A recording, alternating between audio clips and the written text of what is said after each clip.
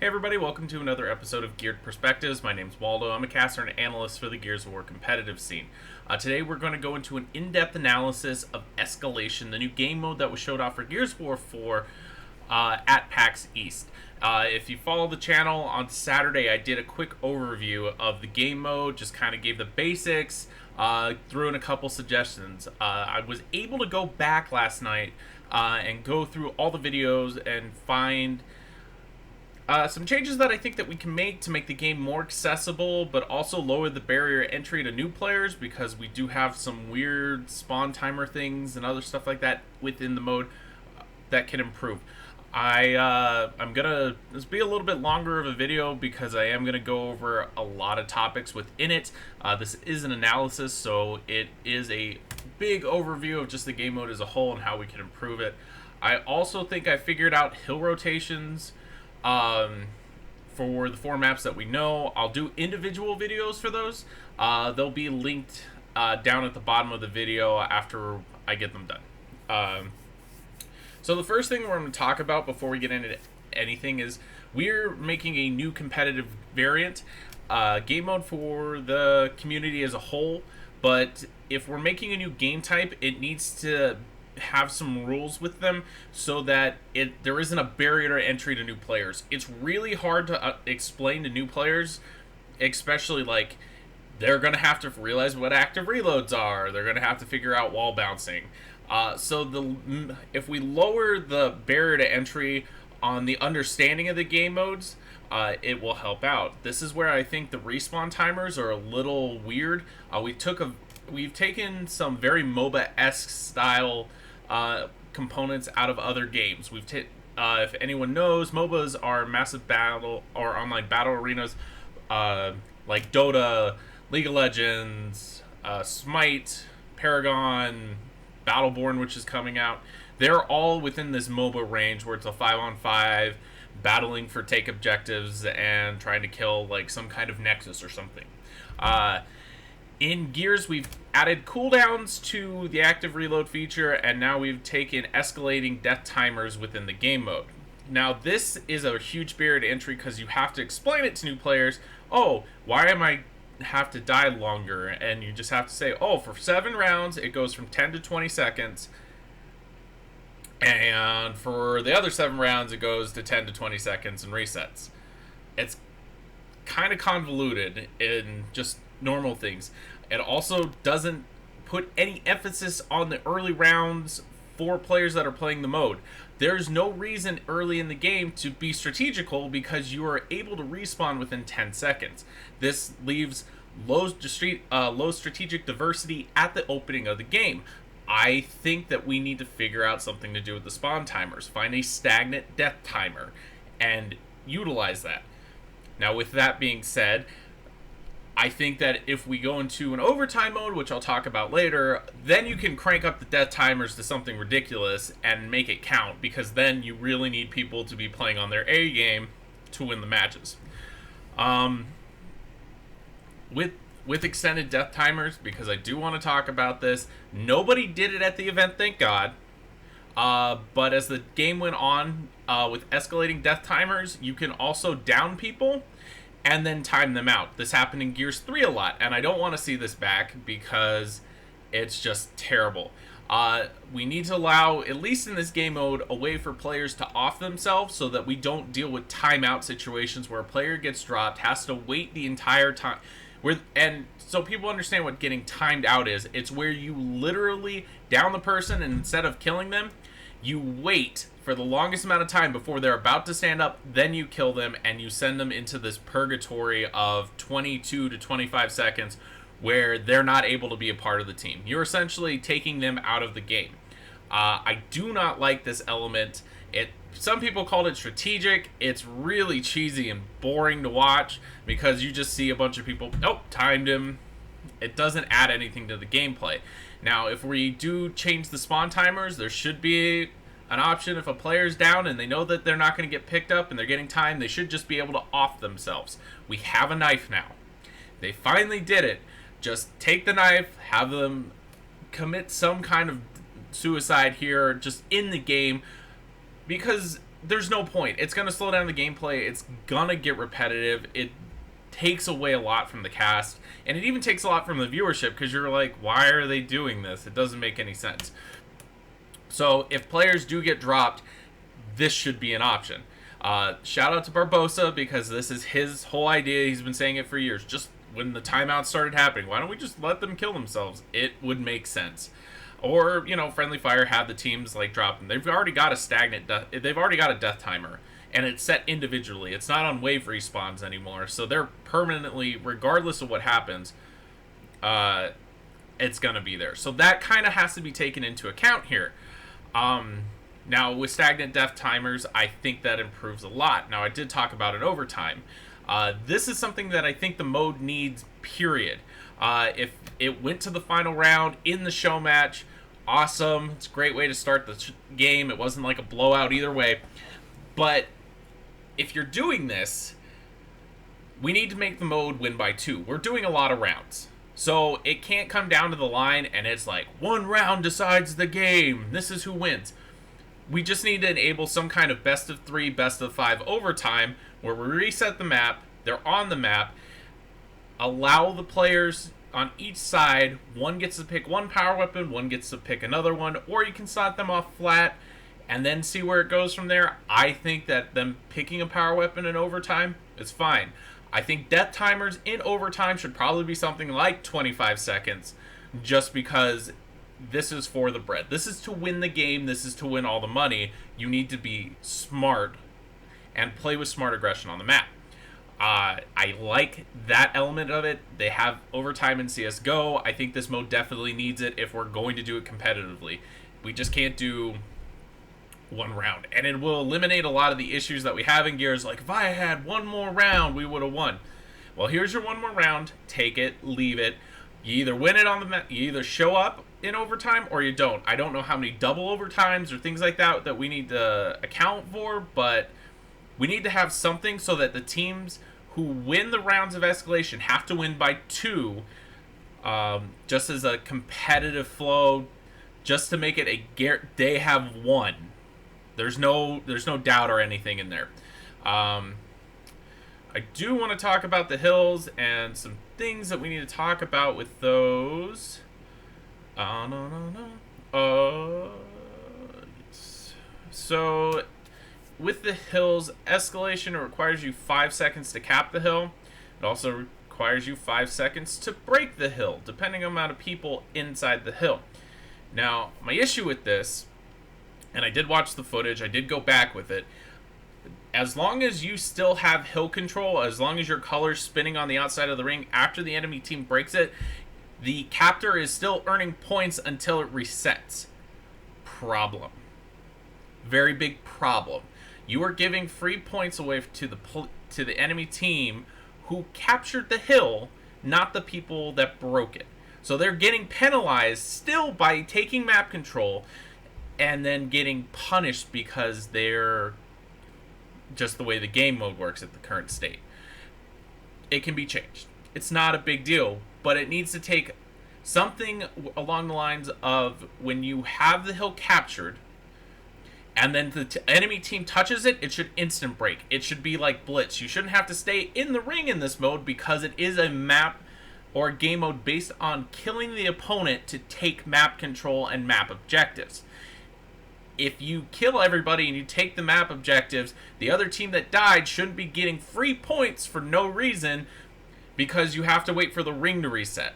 It should automatically break, the points stop counting, and then it starts counting back up.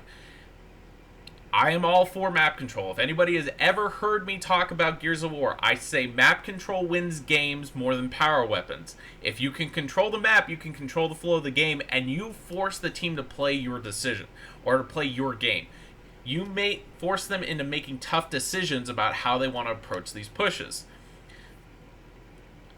If they're gonna take the ring, make it so that they actually have to get into the ring, break it, and then they have to go and retake it and break it. It should remain neutral if there's 2 people in the ring. It should just going into instant breaks until someone slays their way out of it. Make it more consistent. Make it so that there's not a question, especially if we ever get to the point where money is on the line in this mode, which it's supposed to be the competitive variant mode. If money's on the line and people are getting free points, people are going to be ticked, especially if it goes down to a final round or something. Fix the problem before there is one. It's a simple solution to a complex problem. It'll work. Just, we need to get that fixed. On top of that, we need to also address the instant win in the hills. I think it's a good thing. If you've won map control, again, you've killed everybody off and you capture all the rings, awesome. But I don't like that it's the 5 seconds that count up to the ring that end the round. I will think that kind of degrades the gameplay downwards, because it's just about, oh, we slay everybody, capture the hills, 1, 2, 3, 4, 5, we're good, we win. Needs to do something. This needs to be a mode where map control and slaying has been rewarded, but they need to hold the hills for a designated amount of time so to win the whole round. I think this will help out a lot. Add an extra 5 seconds. They must have full hill control for 5 seconds. This also allows for a little bit more of competitive breaking if the team's running into it, and you can get rid of the issue where it's like, oh, but they're still capping points and I broke the ring. If we do instant breaks, that fixes that problem, and then if they slay their way out of the hill, we can get a lot more exciting rounds out of that. Instead of just running in, capturing the thing, and it's counting up points, so I think this is a good solution for that as well. I don't think that instant winning is bad, but I do think that it needs to have a small tweak to make it more consistent and a better competitive variant in that mode. Gotta look at all my notes here, because it did take a lot. We're going to talk about weapon placement in between rounds. I like this. Losing team actually gets the option to place a primary, secondary, or no weapon after they lose a round. This is adds a lot of metagame inside of the game, depending on how the weapons are balanced. You can either put up secondaries where your team gets a bolt hawk, a hammer burst, long shot. I'm not sure if there's going to be any other secondary weapons, but those are the secondary ones. If the hammer burst is on this list and it is going to be a secondary weapon, you need to put some power back in the gun, because there's no reason that this thing should be shooting tiny little marshmallows at people and doing no damage. It just doesn't make sense, and especially if it's going to be a secondary rifle that people can pick up and strategically use on the map, it needs to be functional. Make it functional. The bolt hawk's already strong, the sniper is good, but the one secondary weapon that I saw could get placed on the map is absolutely worthless at this point in time. Fix that. It has to get fixed. You can also place primary weapons, which there is a long list of primary weapons, and there could be more, which is very disconcerting to me just as a whole, because there should be a list, maybe 6 that you can pick for every map, and I would say that's the way to go with this. Now, this is my opinion. You don't have to agree, but I believe that the way that your primary weapons that we have right now, you've got grenades, boom shot, mulcher, drop shot, long shot, nasher, torque bow as your primary weapons. Now, my big issue here is that you've given me, what is this, 8 weapons, 7 weapons, and then there's also the buzzsaw. Comment on the buzzsaw, saw the gameplay, looks cool, but if I have an Acme saw blade chasing me down on a map because I'm dodging in between cover, you better figure out a nerf for that, because that is broken. And I can tell you that just from looking at the video where it ricocheted off cover. Cool weapon, cool idea, could be a really bad implementation. If it goes to competitive, it either needs to be banned or it needs to be tweaked, because that is way too strong, because you can clear cover without ever having to see somebody. So I'll leave it on that for that one. But in your competitive pool, I like the option, but there becomes a point where we've added too many weapons to the map. Each map should have a designated set of things, of weapons that you can place on the map. There should just be, this is this map's designated primary weapons. This is what you can pick from. We created a pool.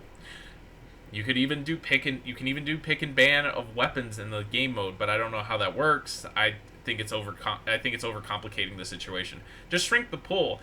I think 4 to 5 weapons is fine for primary spots. I also think the restriction of only one primary weapon per map or is enabled per round, that also stops the boom shots and other things like that, where it's like there's 3 boom shots on the map. If there's a restriction on it, should be fine. Secondaries, you can have 2 of each. That makes sense to me. I like it. I like the overall gameplay of that. I also think that if this is the competitive variant, we need to do some changes, at least on the competitive side, if this is going to be played in tournaments. I think that instead of giving it to the player with the highest kill points on the losing team, it needs to go to the team captain. Now, this is going to be a part where I think overall we can do more with this, and we can also enable the 6th man, which is the coach, to be more integrated within the game mode. I think it should go to the captain. The captain of each team gets to decide where the round's going to go, but the coach also has a say. You've got 30 seconds to discuss it. You can choose to put a weapon on the map. You can also understand the strategic diversity of this.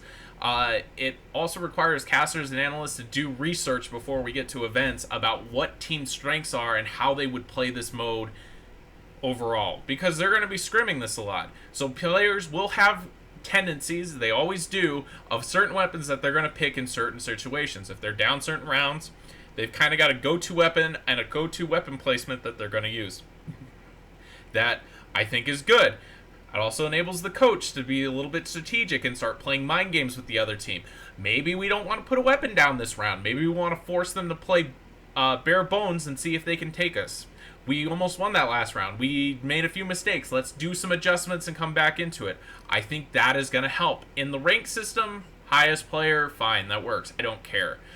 I know, but in a high-value tournament, it adds a whole nother aspect onto the game in between rounds where you have to account for the weapons on the map. That being said, I think this mode is good. It just needs some tweaks. Stagnant spawn timers are not a bad thing. We don't have to go escalating death timers here. I think if it's baseline, it puts emphasis on the early rounds, so we're not just throwing smokes and getting loose for the first 3 rounds and then deciding that we're going to play serious because the rounds are counting down. I think that's a healthy change. Instant breaks will definitely help this game mode overall. Also, not having those points still counting down, because it rewards players for capping the hill, but even after they've lost it. So that's not a good, healthy gameplay. Weapons we kind of have to look at. I'm going to get right into doing some analysis videos, guys, for Harbor, Foundation, Dam, and Gridlock, because those are the 4 confirmed maps. I've kind of figured out a hill placement that can work, but we'll see. I kind of have it in my mind how hills should work, but we'll see how everything works out with that. So make sure, like, subscribe. On the bottom, leave your comments below. If you have any suggestions or ideas about this game mode as well, you can hit me up on Twitter or follow me on my Twitch channel whenever I'm live streaming. It's greatly appreciated, guys, and I hope to see you guys later.